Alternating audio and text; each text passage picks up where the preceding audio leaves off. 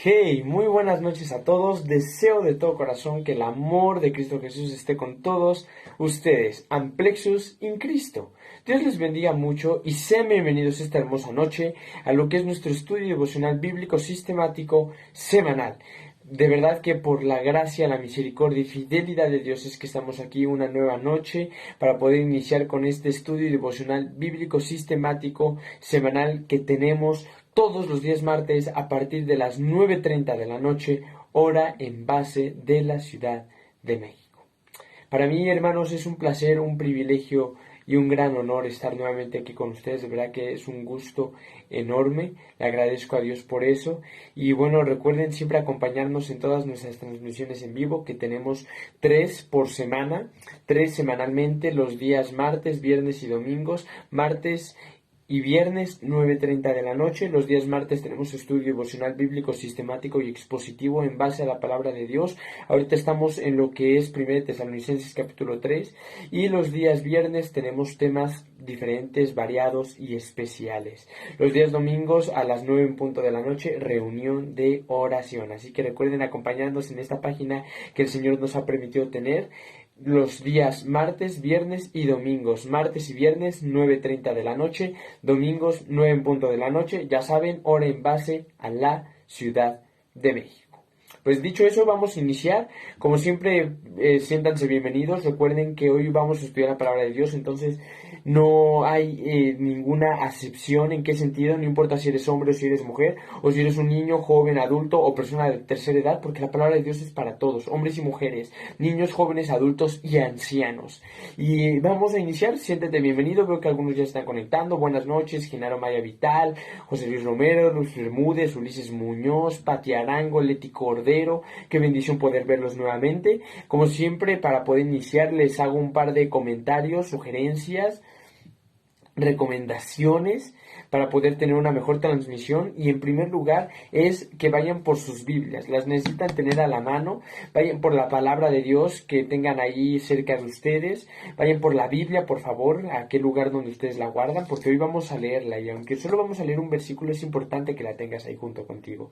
En segundo lugar, si así lo deseas, puedes tener también a la mano una libreta, una hoja de papel, pluma, lápiz, cualquier lugar en el cual tú puedas hacer alguna anotación o comentario que consideres pertinente. Pudiera ser a lo mejor una nota adhesiva, que puedes escribir cualquier cosa y pegársela en la Biblia sin que ésta se maltrate. Un marcatextos quizás para subrayar algo en la Biblia, no lo sé. Cualquier cosa que te pueda ser útil a ti. Igual te invito a que puedas de alguna manera invitar a tu familia que se siente junto contigo a ver esta transmisión en vivo, ya que puedes aprovechar esta transmisión en vivo para tener un devocional familiar ahí en tu casa. Es decir, puedes invitar a tu esposa, esposo, hijos, padres, abuelos, hermanos, qué sé yo, cualquier persona que tengas ahí alrededor, y aprovechar a tener un momento juntos devocional familiar ahí en sus casas de bendición, en el que puedan juntos sentarse a leer la palabra de Dios, estudiarla y aprender de ella. Y por último, como siempre, les invitamos y les agradecemos mucho, por favor, si nos ayudan a compartir esta transmisión en vivo. Ya saben, aquí abajo de esta transmisión en vivo hay un botón que dice compartir. Ahí ustedes le pueden dar clic y pueden compartirlo en su perfil de Facebook, en algún grupo de Facebook en el que estén. Pueden compartirlo a través del link, pueden copiar el link y mandarlo por WhatsApp, subirlo a su estado de WhatsApp. Ayúdenos a poder alcanzar con esto a más personas con la palabra de Dios. Dicho esto, vamos a iniciar, como siempre, haciendo una aclaración muy importante. Lo que hoy vamos a leer es 1 Tesalonicenses 3:11, la cual es una carta escrita por el apóstol Pablo, es decir, es una epístola paulina, y esto no significa que meramente hoy vamos a leer las palabras de un hombre, el apóstol Pablo. No significa que son las simples palabras de un hombre, porque mucha gente tiene este entendimiento de que la Biblia es imperfecta porque la Biblia fue escrita por hombres, y como los hombres son imperfectos y la Biblia fue escrita por hombres imperfectos, pues la Biblia también es imperfecta y plagada de errores.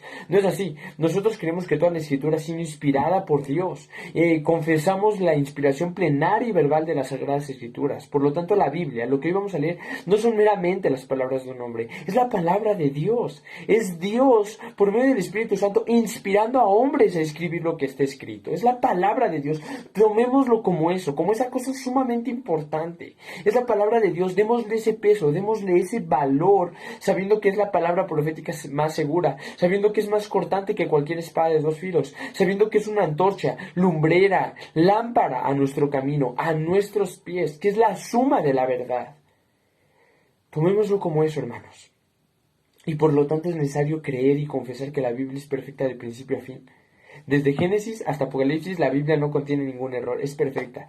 Esos 66 libros que conforman el canon de las Sagradas Escrituras son perfectos. La Biblia, por lo tanto, es infalible, inerrante, fiel, verdadera, fidedigna y totalmente cristocéntrica. Dicho eso, iniciamos con la lectura de esta noche, la cual es 1 Tesalonicenses, capítulo 3, versículo 11, si me acompañan.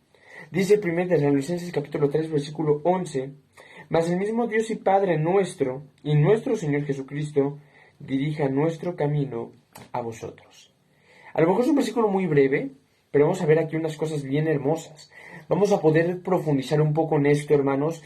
En primer lugar, es necesario recordar, como siempre, el contexto inmediato e histórico que tenemos aquí de este versículo 11. Y sabemos que este contexto es Hechos 17, ese es el contexto histórico. Pablo llega a Tesalónica, predica el Evangelio, hay conversión de las almas, se funda la iglesia, pero Pablo tiene que salir prontamente de ahí a causa de la persecución. Pero a pesar de la persecución que la iglesia vivió, la iglesia se mantuvo firme. Entonces, Pablo vemos en los primeros capítulos cómo se llena de gozo por esa situación. Y en el capítulo 3 nos empieza a expresar desde el principio el gran anhelo que había en su corazón de poder ir a la iglesia, de poder ir a visitarlos, de poder estar con ellos de una manera física, personal, frente a frente, cara a cara, y poder tener comunión y convivencia con ellos. Y expresa el anhelo que en su corazón había de poder estar con la iglesia, pero que debido a diferentes factores no le fue posible ir, al menos hasta ese momento, y por lo tanto envía a Timoteo. Y envía a Timoteo y Timoteo regresa y le comparte buenas noticias respecto a la iglesia y Pablo se goza de esas noticias y bueno, otras cosas que vemos a lo largo de esto, pero vemos que había un anhelo en Pablo de poder visitar a la iglesia. ¿Por qué es importante recordar esto? Porque la parte final del versículo 11 dice, dirija nuestro camino a vosotros. Y cuando hablamos de dirija nuestro camino a vosotros, habla de ese nuevamente deseo de Pablo de poder visitar a la iglesia, de poder llegar con la iglesia, de poder en algún momento estar con la iglesia, visitar a la iglesia en Tesalónica. Pero ¿a quién está atribuyendo Pablo estas palabras? Es aquí donde nos vamos a centrar en este estudio bíblico con mayor profundidad que hemos titulado Dios, Padre y Señor, porque vemos aquí tres atributos o tres facetas sumamente importantes de nuestro Dios. Y vamos a ver la primera. Nos dice el versículo 11, mas el mismo Dios. Y cuando hablamos de Dios, es necesario entender este aspecto de teología, de este aspecto de teología propia, que es entender que Dios es Dios. Y suena chistoso quizás, pero es necesario remontarnos a la ley, al Antiguo Testamento, y ver las palabras de Jehová cuando dice, oye, oh Israel, Jehová el Señor nuestro Dios, uno es Dios. No creemos en la existencia de muchos dioses. No somos politeístas. Como cristianos bíblicos defendemos la existencia de un solo Dios. No existe el politeísmo, no existen varios dioses. Si bien mundanamente existen miles de dioses, no son dioses, son dioses con minúscula. Dios se escribe con mayúscula. Cada vez que te refieras a Dios es un punto muy importante que debes de tener en tu vida. Dios va con mayúscula. Cuando nos referimos a los otros dioses, y como lo hace también el Antiguo y el Nuevo Testamento, siempre se pone con minúscula, porque si bien existen diversos dioses y deidades en este mundo, no son verdaderos dioses con minúscula, dioses con minúscula. Nosotros creemos y confesamos la existencia y la permanencia de un solo Dios. Jehová, Dios de los ejércitos, oye, oh Israel, Jehová el Señor, tu Dios, uno es. Y amarás al Señor tu Dios con toda tu mente, con todo tu corazón, con toda tu alma y con todas tus fuerzas. Jehová el Señor tu Dios, uno es. Nosotros creemos en la deidad de Dios, nosotros creemos que Dios es Dios y solo Él es Dios, pero a la par de que creemos en esa deidad única que es nuestro Dios y que creemos en un solo Dios, al mismo tiempo es necesario reconocer la singularidad de Dios, de que solamente Él es Dios, pero no solo la singularidad de Dios, sino también la Trinidad, la existencia del Padre, del Hijo y del Espíritu Santo. Como cristianos creemos en un solo Dios, pero ese solo Dios, dentro de lo que es la Trinidad, el cual es uno de los más grandes misterios que jamás hemos tenido en esta tierra como cristianos, hay tres personas que conforman esta Trinidad. Son diferentes, no creas que el Padre es igual al Hijo y el Hijo es igual al Espíritu Santo, solo que se aparecen en diferentes momentos. No, no, no. Son tres personas diferentes, pero las tres son Dios. Son diferentes, pero las tres son Dios. Los tres son Dios. Es como si ahorita yo me pongo a orar: Padre, gracias porque tú moriste en la cruz por mí. Pues si nos ponemos de una manera literal hablando, pues el Padre no murió por mí en la cruz. El que murió en la cruz por mí fue el Hijo. Entonces, sí me deben entender, hermanos, ese es el primer punto a destacar de este versículo 11. Dice: mas el mismo Dios. Y aquí nos da una característica adicional de Dios. Si te acuerdas, mencionamos hace rato las tres personas de la Trinidad: el Padre, el Hijo y el Espíritu Santo. Y aquí nos habla de eso. Nos dice: mas el mismo Dios y Padre, la primera persona de la Trinidad, Padre, Hijo, Espíritu Santo, más el mismo Dios y Padre nuestro. Qué hermoso es poder entender este aspecto de teología propia, de que Dios es nuestro Padre, de que Jehová de los ejércitos, aquel Dios que exterminaba pueblos en el Antiguo Testamento, aquel Dios que consumía el pecado con fuego abrasador, aquel Dios que es santo, santo, santo, tres veces santo, y que su carácter santo no ha cambiado, y Él sigue siendo santo, y Él sigue siendo inmutable, y Él no cambia, porque Él es el mismo ayer, hoy y por los siglos. Qué hermoso es poder ver a ese Dios y poder ver que podemos llamarlo Padre. Y podemos llamarlo Padre. Podemos tener la confianza y la libertad de llamarlo Padre. Y acercarnos a Él con confianza porque Él nos ha adoptado.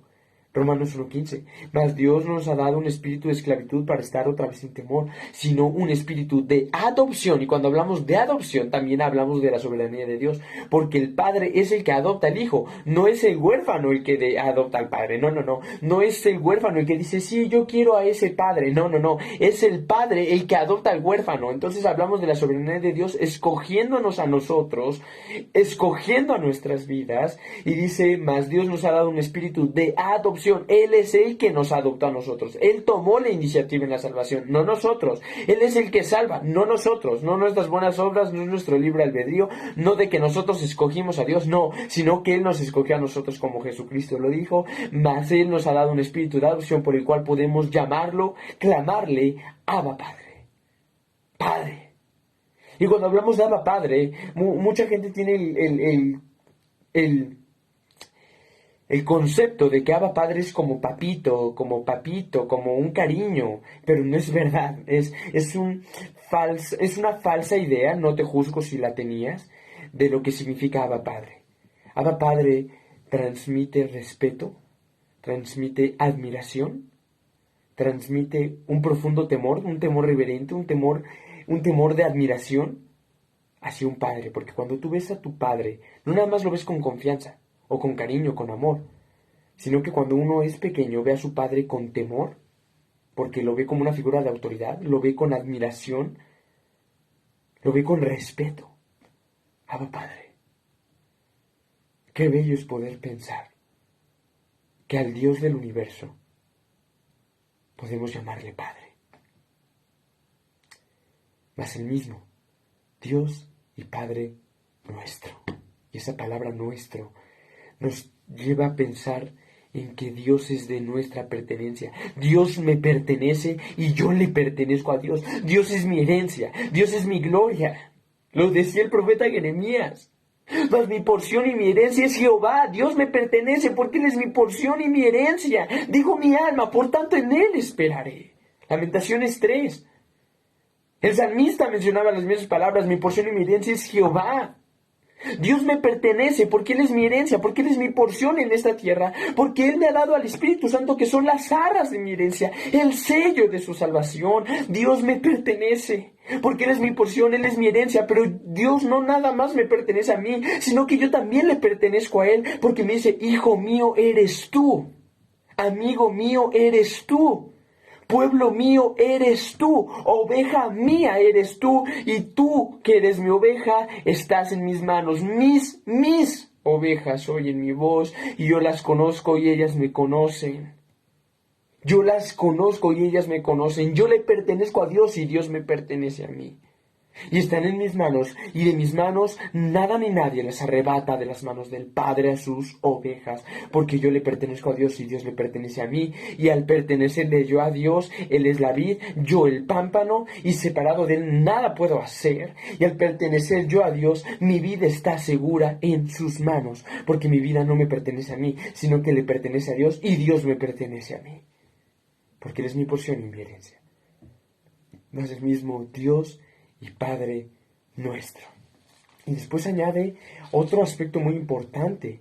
Ya vimos Dios, ya vimos Padre, ahora vamos a ver Señor. Pero vamos a enfocarnos en esta parte de Señor, en la segunda persona de la gloriosa Trinidad. Fíjate, hasta este punto estamos hablando de Dios el Padre. Y aquí dice: mas el mismo Dios y Padre nuestro y nuestro Señor Jesucristo. La palabra nuestro, pues ya lo vimos hace unos momentos, ¿no? Volvemos al mismo significado. Yo le pertenezco a Jesucristo y Jesucristo me pertenece a mí porque Él es mi Salvador. Porque el buen pastor su vida da por las ovejas, y Jesucristo es el buen pastor y Él da la vida por sus ovejas, y yo soy su oveja y Él es mi pastor. Entonces ya entendemos ese primer punto. Y dice: mas el mismo Dios y Padre nuestro y nuestro Señor Jesucristo. Y aquí estamos hablando de la segunda persona de la Trinidad, Jesucristo, el Señor Jesús. Pero nos da un aspecto muy importante que necesitamos entender y recalcar siempre en la vida de Cristo: su señorío, su supremacía y preeminencia por encima de todas las cosas. Es necesario entender todos los puntos principales que engloban la persona, la obra y el ministerio de Cristo. El primer punto, son 7 en total, hermanos. 7 puntos que logramos identificar en Cristo. El primero, la promesa de su nacimiento, que le encontramos en el Antiguo Testamento. Punto número 2, el cumplimiento de esa promesa, el nacimiento y encarnación de Jesucristo, es decir, Dios hecho hombre. Y ahorita vamos a profundizar en la humanidad y la deidad de Cristo. Pero ahorita solo quiero mencionar los 7 puntos rápido. La encarnación, el nacimiento de Jesucristo. Tercer punto, la obra, el ministerio y la predicación de Jesucristo en esta tierra. Cuarto punto, la muerte y crucifixión de Jesucristo. Quinto punto, la resurrección del Señor Jesucristo. Sexto punto, la gloriosa ascensión del Señor Jesucristo, y que ahora está glorificado y sentado a la diestra del Padre, y está sobre todo nombre que se nombra, y su reino está establecido. Y el séptimo punto, la promesa de que algún día volverá. Estos 7 puntos engloban la persona de Jesucristo. Y cuando hablamos del señorío de Cristo, la preeminencia y supremacía de Jesús por encima de todas las cosas, estamos hablando de este aspecto muy importante. Estamos hablando de que Jesucristo no nada más murió y resucitó, sino que además ascendió al cielo, y cuando ascendió al cielo, se sentó a la diestra del Padre. Él consiguió la victoria. Él ganó la batalla. Él estableció su reino. Y si bien el reino de Dios aún no está consumado, porque todavía hace falta que sea consumado, el reino de Dios está establecido. Y yo creo firmemente que Cristo ahorita ya está reinando. Jesús ahorita ya está sentado en el trono, rodeado de poder y gran gloria. Cristo ya está en el trono. Cristo ya está reinando. Eso es algo muy importante de entender, porque eso nos lleva a entender el señorío de Cristo. Cristo es Señor y Salvador. Cristo no puede ser nada más Salvador. Cristo no puede ser nada más un amigo fiel. Cristo nada más no puede ser un Salvador. No, Cristo tiene que ser Señor primeramente y Salvador también. Porque Cristo no puede ser mi Salvador si Él no es mi Señor. Si Cristo no gobierna en mi vida, Él no puede ser de ninguna manera mi Salvador. ¿Cómo puede ser Cristo el Salvador de una persona si esa persona no vive vive bajo su señorío y bajo su dominio y poder. ¿Cómo puede una persona profesar ser cristiana si dentro de su vida no hay un claro dominio, autoridad y señorío de Cristo? ¿Cómo puedo yo decir que soy cristiano si Cristo no gobierna en mi vida y en mi corazón?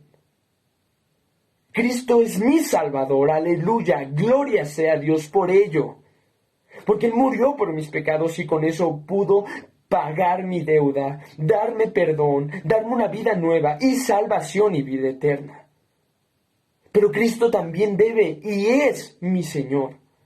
Porque mi vida no me pertenece, mi vida le pertenece a Dios. Y el que gobierna en mi vida no soy yo, sino Él. Y ese es el anhelo que Pablo siempre tenía. Anhelo que refleja en Gálatas 3:20. Mas con Cristo estoy juntamente crucificado y ya no vivo yo, sino Cristo vive en mí. Mismo concepto que tendría Juan el Bautista. Es necesario que Él, Cristo, crezca y que yo mengüe y que yo muera. Es necesario que Cristo crezca y que yo mengüe y que esté con Cristo juntamente crucificado y ya no viva yo, sino Cristo vive en mí. Es necesario matar y sepultar y despojarme cada día del viejo hombre y revestirme del nuevo, el cual es conforme a la imagen de Cristo.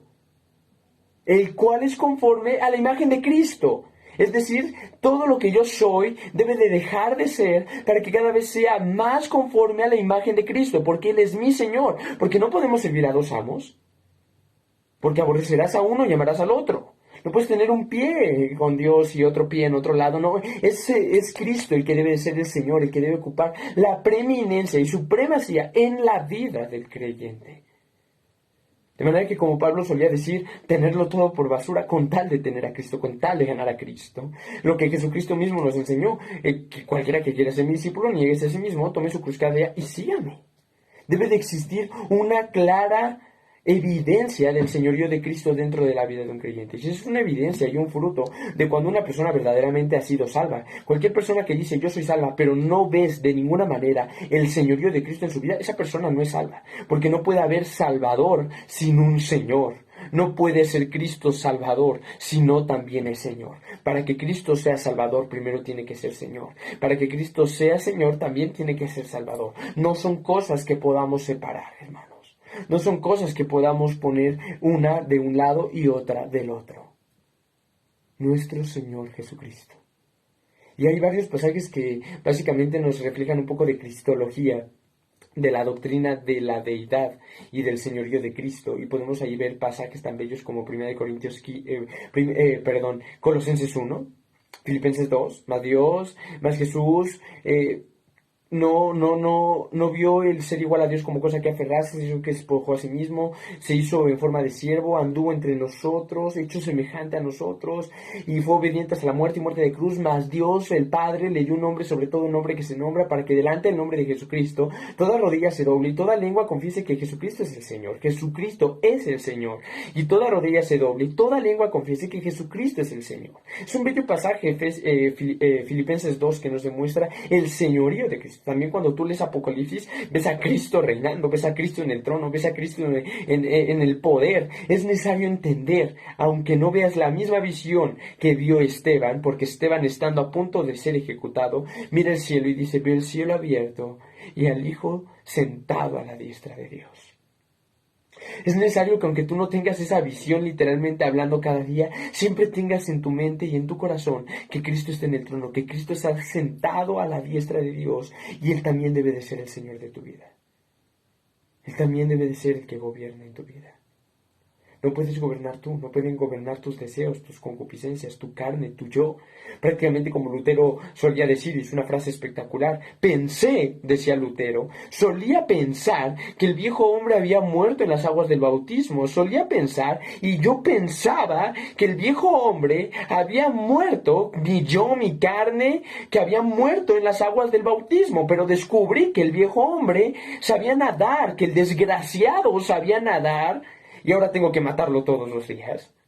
Esa es una frase espectacular de Martín Lutero. Pensé que el viejo hombre había muerto en las aguas del bautismo, pero descubrí que el infeliz sabía nadar y ahora tengo que matarlo todos los días. Hermanos, cuando uno es salvo, no quiere decir que ya, mi viejo hombre desapareció, mi carne desapareció, mi yo desapareció, mis concupiscencias desaparecieron. No significa eso. Significa que cada día va a haber una lucha constante entre la carne y el espíritu, y es ahí donde tiene que demostrarse el señorío de Cristo. Debe demostrarse aquello que tiene autoridad sobre tu vida, porque tu vida ya no te pertenece a ti, ya no es tu yo, ya no es tu carne, ya no es tus deseos, ya no son tus pasiones como en otro tiempo andabas, ahora es bajo el señorío de Cristo. Y eso es algo hermoso e importante de entender. Y eso es lo que nos refleja este pasaje. Mas el mismo Dios y Padre nuestro y nuestro Señor Jesucristo. Y es importante recalcar esto, que cuando al principio nos dice Dios, entendemos algo muy importante, que el Padre, el Hijo y el Espíritu Santo, los tres que conforman la Trinidad, son Dios. El Padre es Dios y el Hijo también es Dios, pero el Espíritu Santo también es Dios.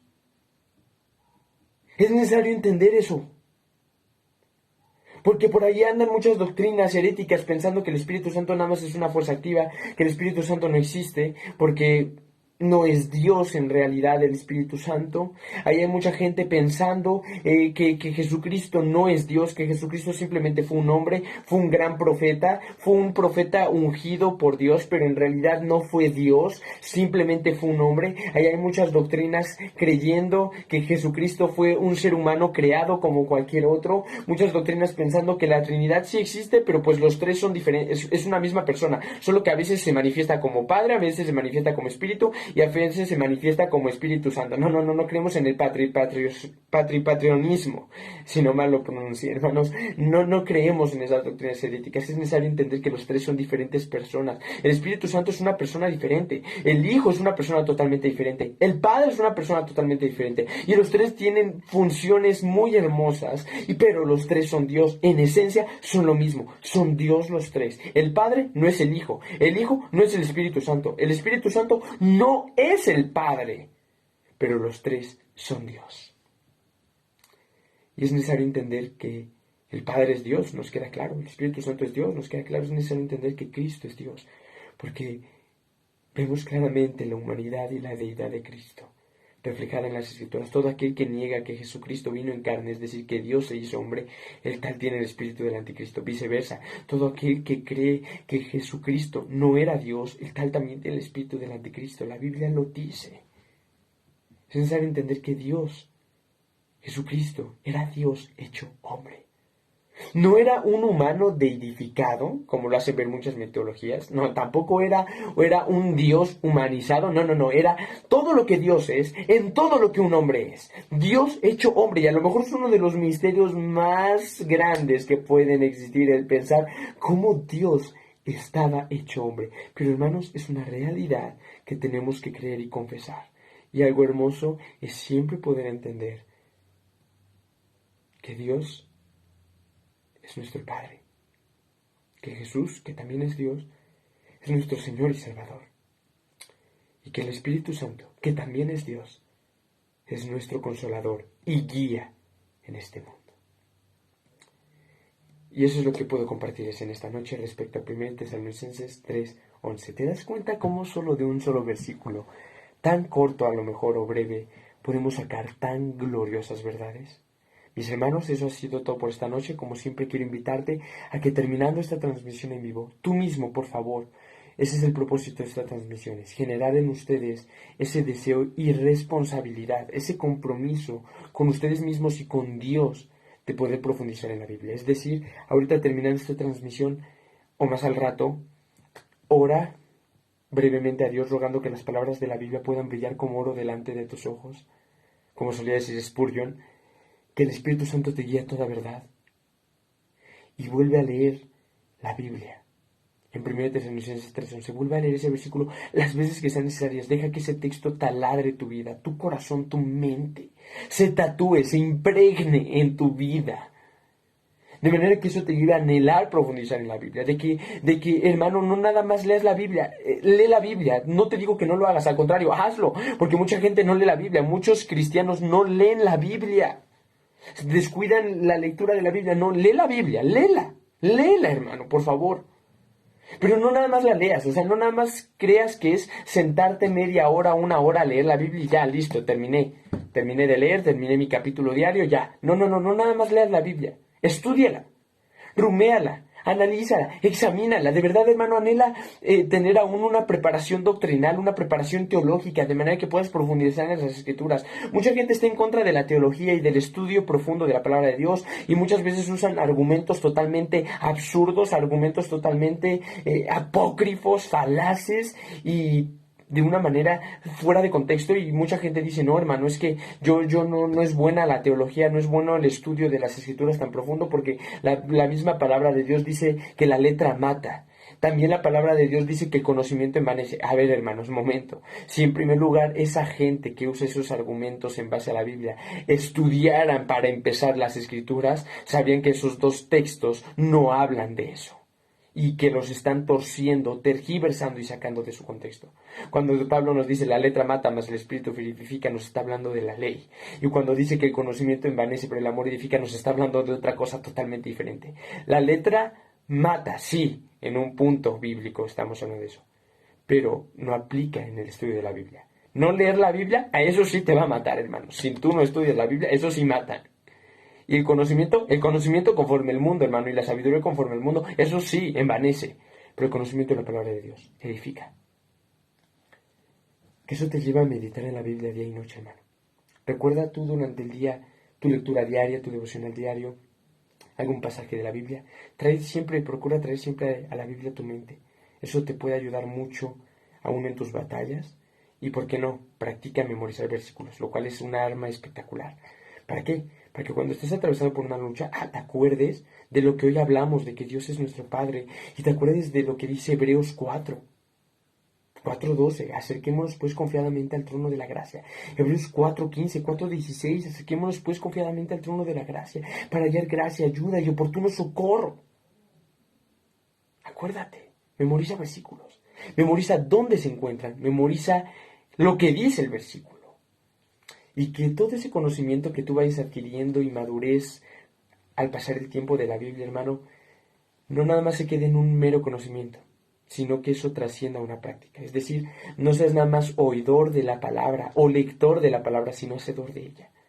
Porque Jesucristo dijo, todo aquel que oye mi palabra y la hace. Jesús no dijo nada más el que oye mi palabra, lo compararé con un hombre que edificó la casa sobre la roca. No, dice Jesús, todo aquel que oye mi palabra y la hace. Sé oidor de la palabra y no nada más. Sé oidor de la palabra, hermano, pero también hacedor de ella. Es decir, que toda la ortodoxia que tú adquieras, el conocimiento, te lleve al ortopraxis, a la práctica de ese conocimiento, a una teología propia en tu vida diaria. Y eso te motiva aún a predicar las verdades que tú encuentres en la Santa Biblia.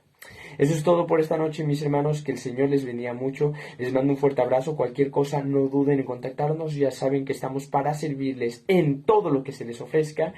Y los esperamos el día viernes en nuestra transmisión en vivo, que tendremos un tema especial a sugerencia y petición de la hermana Blanca Rocha. Y vamos a hablar sobre Mateo 16:6. ¿Les parece bien? Pues vamos a abordar este tema en base a este versículo bíblico. Los esperamos entonces el viernes a las 9:30 de la noche. Que el Señor les bendiga mucho, mis amados hermanos. Les mando un fuerte abrazo. Los amo mucho, hermanos, en el amor del Señor. Y, pues gracias a Dios, seguimos adelante. Como siempre terminamos, al único y sabio Dios, sea gloria mediante Jesucristo para siempre. Amén.